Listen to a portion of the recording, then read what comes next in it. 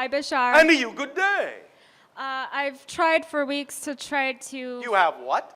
You've tried for weeks to try? To formulate my question Yes. in a lighthearted way, or... Because the nature of my question is... I guess what? for me, it's not... It's negative. You are giving it a negative connotation then. Why? Mainly because I feel it. So, just because you feel something doesn't mean that you can't use the feeling to get in touch with the belief that's generating the feeling. You understand that you can't have a feeling about something unless you already believe something to be true? Did you know that? Yes. Are you sure? Yes. Well, then if you know that, then the idea of feeling something a certain way gives you an opportunity to recognize that the feeling is telling you that you have a belief that is generating that particular feeling. Therefore, if you have a feeling you don't prefer, don't hide it.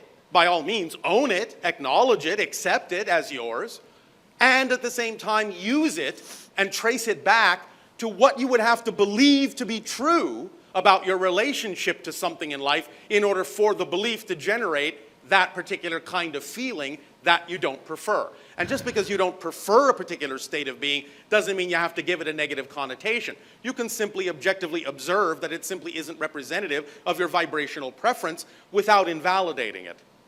Make sense? Yes. But, Well, let me just get to the heart of the question. oh please, Is there such a thing as negative spirits attaching themselves to somebody? no. There is, however, the effect as if there is. There is, however, the experience as if there is. But mechanically speaking, that's not possible. What's actually happening with all those kinds of ideas, things you call negative being attachment, or what you call possession, or all of those concepts, this is actually what's mechanically happening. You, for whatever reason, are buying into a belief system that allows your energy frequency to match the energy vibration of beings such as you have described, and thus then you are creating out of your own energy a mirroring of their energy and a mirroring of the behavior they would have were they in your position. But you can at any time change your frequency and make yourself invisible to that reality. How do I do that? By acting on your highest joy, by having belief systems that you know are beliefs you prefer instead of holding on to beliefs you don't prefer. Because you see, you are creating your physical reality experience with what you believe to be true, what you define as most likely, most probable, most true. Whatever belief you buy into will be the reality you experience. But you can change that. If you know you can change your beliefs, you can also examine what beliefs you would prefer to have and know that when you decide that there's a belief you would prefer as opposed to the other one, that that belief will also be just as true and give you the same kind of experiences that are relevant to that belief as the other belief gave you. Because it's up to you to decide what beliefs are true for you at any given moment, and that determines the reality you experience. Does that make sense to you? It does. I'm not done. Okay. Just want to check in to make sure you're following along. Yes. All right.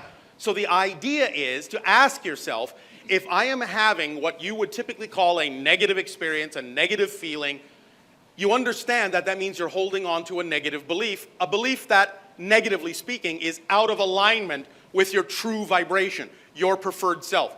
That's really, in a sense, all a negative belief is. It's mechanically segregative, separative, disconnective. That's all we mean by negative. It's not a value judgment. It's a mechanical description of the energy. A positive belief is integrative. You understand? Expanding in a unifying way. A negative belief is segregative, disconnecting in a discordant way. These are just the mechanical descriptions. So if you're having this negative so-called experience, it just means you're holding on to a belief that's out of alignment with your true vibration, which is always going to be a vibration of unconditional love and joy. That's your natural state. The idea, therefore, is when you have these kinds of emotional experiences that you don't prefer, to ask, what would I have to believe is true about myself in relation to this situation, that situation, or life in general, or this person, or what have you? What would I have to believe is true in order to feel what I'm feeling? And then you can begin to explore what that definition would have to be. But you have to be willing to explore it, not afraid to explore it. I guarantee you that if you explore those things, none of those negative ideas about yourself will actually ever truly be discovered to be true. They will always be false. Because you are created in the image of creation. You are unconditionally supported in unconditional existence forever. The very fact that you exist proves that to you, because if you exist, all that is, and creation must have known you had to exist, or it wouldn't be all that it could be. So you're important to creation, or you wouldn't exist, because creation doesn't make mistakes. Did you hear that? Yes, and I do know that. And I have immersed myself in that reality and just, But it yes. doesn't, like, I need to be there like 24/7, and Well, then be there 24/7. I have been. And so, in the times when you are not, why do you choose not to be? And don't say you don't choose it, because you do. It's usually in my dream Yes. state, Yes. which is where I am woken up and I Yes. perceive Yes. there's somebody there. That's all right. That happens to a lot of you. It's a common thing. But again, I understand that you may feel that fears are triggered, but understand the only thing that you're actually feeling are your own fears, your own negative belief, being amplified by being in the presence of other dimensional beings. See, this is one of the reasons, in a sense, why we simply don't land en masse on your planet. We exist. We exist in a different vibrational frequency that is many times higher than the frequency in which you operate normally. So the idea is that if we were to suddenly present ourselves at full frequency to you, it would actually force all the things that you are forcing down to the surface. You would break all the compartments in your consciousness, and all those ideas, all those fears would come flooding in all at once, and you would go into psychosis. So we keep our distance until such time as you strengthen yourself and bolster yourself with your own positive beliefs, so that you become more equal to us, and thus then will not experience such a shock in the presence of a very different frequency. But from time to time, because of your own agreements, even though you may not remember them, you will come in contact with other beings from other dimensions that you have made agreements to do certain things with, and in those moments, because you're so used to the idea of the vibration of physical reality and the compartmentalization of consciousness that goes along with it, in those moments, all those walls, all those barriers may break down, and you may be forced to face some of the fears you may not be ready to integrate. But it's all right, because if that's happening to you, it does mean you actually are ready. It's just that you may not believe you are consciously. If you can get in touch with the idea that you're consciously ready to face those fears and integrate them within yourself into a higher version of your excitement, then you will begin to welcome those experiences. And in welcoming those experiences, you will ensure that no matter, regardless of what anyone else's intention toward you may be in those or any experiences, you will ensure that the only effect those experiences will have in your life will be a positive one by defining it as a positive experience for yourself, no matter what anyone else's intention may be. Do you understand how this works? You see, this is what we were first describing, and why you asked the question if negative spirits can attach themselves to you. Because the idea is that everyone is their own energy, and the only way you can experience anything else is by agreeing to match that frequency. If you no longer agree to match the frequency of fear, then you will no longer experience the effects of fear in your life. Even if someone else actually has a negative intention toward you, you will become invisible to that frequency. You'll become transparent to that frequency by changing your frequency to something that is more representative of the reality you prefer. And therefore, you will no longer feel any effects of that negative nature, because you simply will not be agreeing to mirror or match those vibrations, even though you may still be capable of neutrally observing them, it doesn't mean you have to take that energy on if you simply don't agree that that's your preferred reality. Does that make sense? Yes. Are you sure? Yes, and I have to do a lot of practicing. Well, if you say so. You could change in the blink of an eye. It's up to you. The fact that you say you have to do a lot of practicing is a belief. True. Because remember, every change is actually instantaneous and total. But you can create the illusion that change is small and slow. But every single time you change anything, you're actually changing everything. It's just that you're changing everything to look like such a similar version of the last thing that you barely think anything has changed, when in fact the entire universe has changed. So when you begin to see yourself and change in a different way and know that you are a completely, literally, a completely different person every single time you change anything, then you can decide to define who you are as that person, and whatever definition you decide is true for you will be the way you experience your reality. Even if you can still observe others doing something you don't prefer, doesn't mean that they have to have any effect on you whatsoever if you don't choose to be affected. Make sense? Okay, yes. Does this help you? It does. And? It validates what I had thought of initially. But didn't quite believe in? Yes? I Yes? guess just not the part of where Yes? I just, What part? Come. What part? just being, just rejecting it, because It's not about rejection. not rejecting, but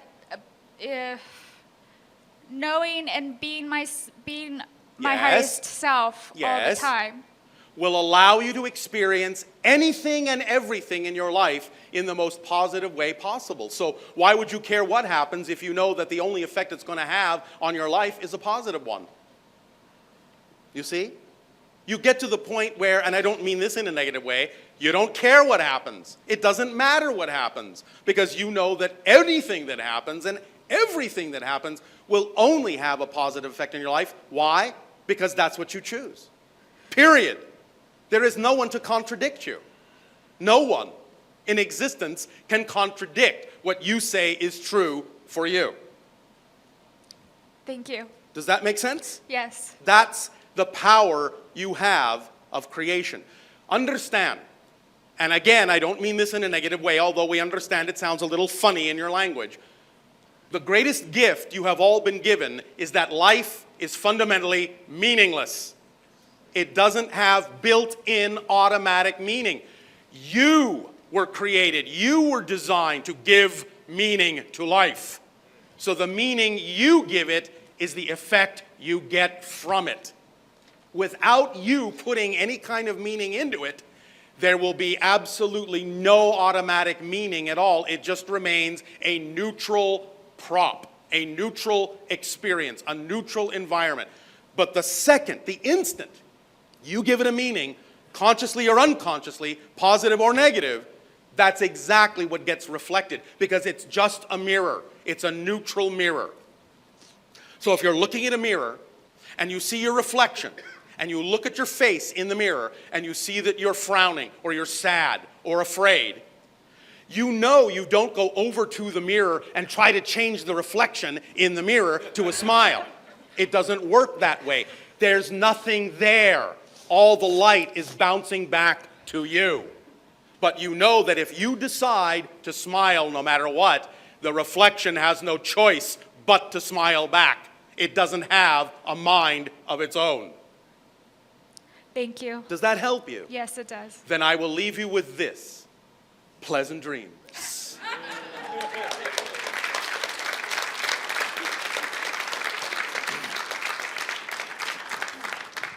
And thank you for being bold enough to share your experience. Good day, Bashar. And you good day. Well, thank you. I have 3 questions. Oh, all right. We don't know if we have 3 answers, but please proceed.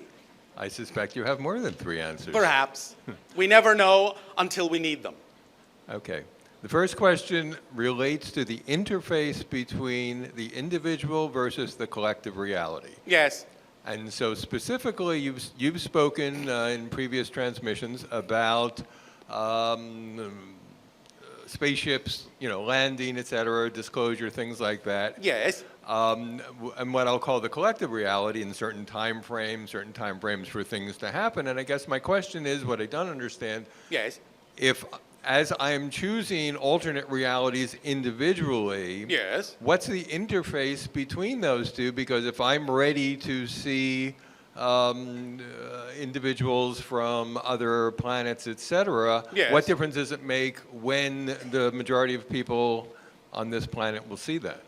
The difference that you're talking about is the idea of remembering that as you change your energy, you're actually shifting to another parallel reality that is more in keeping with the vibrational change you've made within yourself. Therefore, as a new individual, you're acting with a new collective that may be more representative and more ready of the idea you're talking about experiencing. Okay, so the time frames that you've given for the collective for experiences like that, that's just a general time Is frame? a general overall probability time frame for how we perceive the idea of the shifting that's going on within all the individuals will be more in alignment with a collective reality on that vibratory level. And there will be individual differences within that. Of course. But nevertheless, we are talking in general probabilities here. Okay.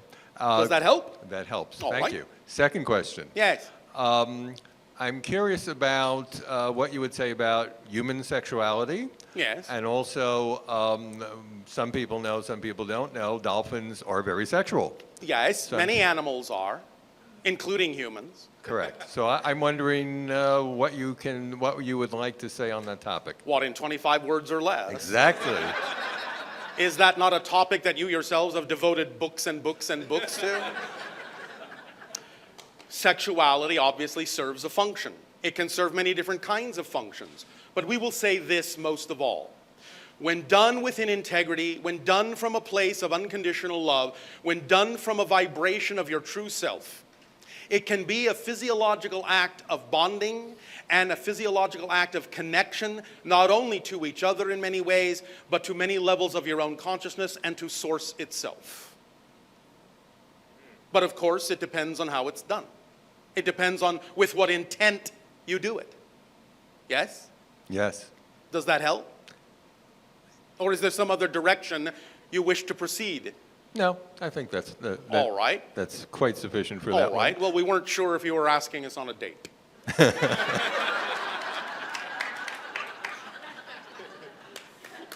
And third, one. You'd have to speak to my girlfriend about that. all right. Okay, the third one is about what many people here would call starseeds, individuals that have previous existences on other planets. Well, simultaneous existences on other planets, Correct. so to speak. Yes. Simultaneous connections to existences on other planets going on right now, even though some of them may be called the past or the future from your linear perspective. So the question, I guess, is how common is that? And Very. Very common. Okay, Yes. so would most... All of you, every single one of you have connections to other realities, other dimensions that you are downloading information and energy from. The concept of the starseed really isn't so much a description of the specific physical nature of these connections or the mechanical arrangement of these connections, because you all have it. The idea of the starseed is the degree of awareness you have of those connections as they exist. Does that make sense? Yes, and what's the significance of being more aware of that? It's more reflective of the idea of a holistic point of view, that you are seeing more of yourself simultaneously in much similar fashion to what we described in the chess analogy of seeing many moves ahead simultaneously, seeing many parallel realities all at once, which gives you a greater sense of what you as a being actually are. And thus then you can draw consciously upon more of those connections and apply those connections and the information you download from them more effectively in your physical reality here, even as many of those connections are drawing upon you and other connections to download information that serves them in their incarnational experiences. Excellent. Yes? That's helpful. May I ask one other thing? That was a question. So we're up to 4. Can I go for 5? That was another question. Would you like to try for 6? Just ask the question. Scanning my energy, is there anything that you would like to say to me or that you would find helpful, that I would find helpful personally? Are you acting on your highest excitement to the best of your ability every moment that you possibly can with no assumptions or insistence or expectation to the outcome? Mostly. That means no. Therefore, I would ask you to survey and investigate those areas of your life where you are holding back. For it is those areas you need to look at, and in discovering what it is that you are choosing to hold yourself back with, you will discover ways of releasing those things and becoming even fuller. Excellent. Thank you very much. Thank you.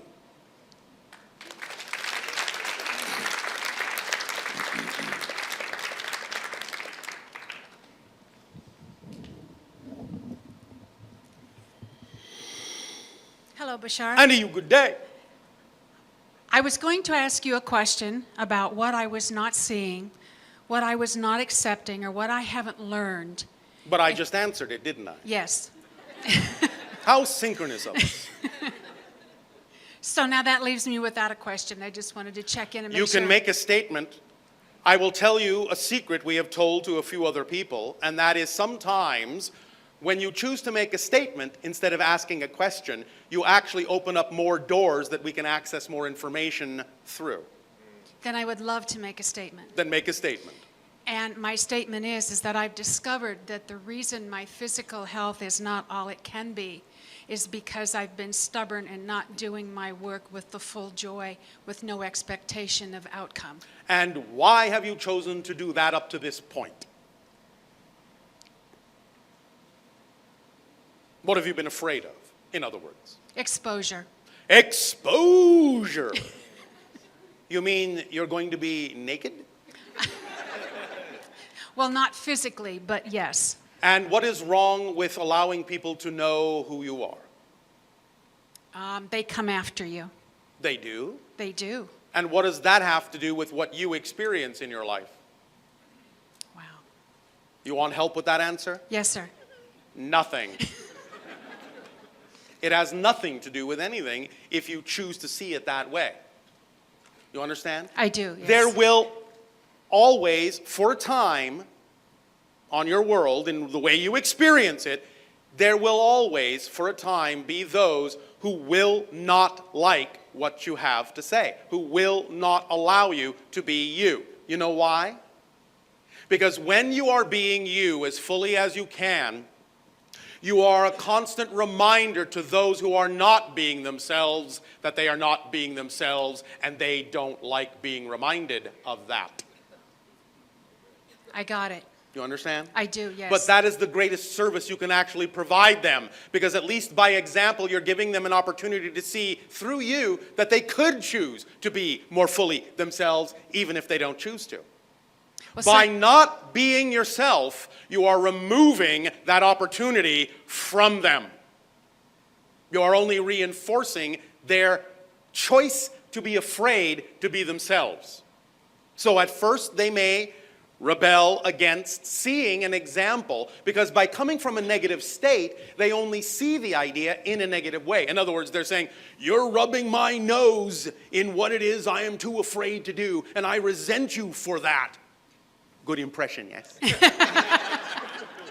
And so the idea is that they're coming from a negative state to begin with, and so that's the only way they can see it. But the more you are yourself, the more unconditionally compassionate and loving you will be. And maybe, just maybe, eventually, they will get tired of being such curmudgeons and will actually say, you know, she has something going for her. It's working for her. Maybe it will work for me. And then you have given them an opportunity to make a different choice. But if you withhold that, you're only reinforcing the same fear and saying, it's all right to stay there. I'm there too. Misery loves company. Well, I'm going to say wow, because now I feel like a really big hypocrite. No, of the no. Well, no, one of the things I teach all the time to Yes. all of the people I work with is when you show up for yourself, Yes. you give others the opportunity to show up for themselves. And Absolutely. you said the same thing, only better. And Just it's- different. Okay, well, different. And Every so- single one of you is a gift. Do not deprive others of the gift of your being. You know the story, many of you perhaps, of the idea of the people sitting around a pot with different pictures on it. Do you know that story? I do not. A tribe is sitting around a large cooking pot, and on the cooking pot are painted many different kinds of images of their history. And as they sit around and sharing the meal, each one of them says what it is they are seeing the particular image of on their side of the pot. But if the person on the other side of the pot doesn't share their image, you don't have the whole history. You don't have the complete picture. You're leaving something out and depriving others of understanding their heritage. Yes. Yes? Yes. So, say what's on your side of the pot so everyone can share the meal and enjoy the feast. Yes? Yes. Sound like fun? Yes, it does.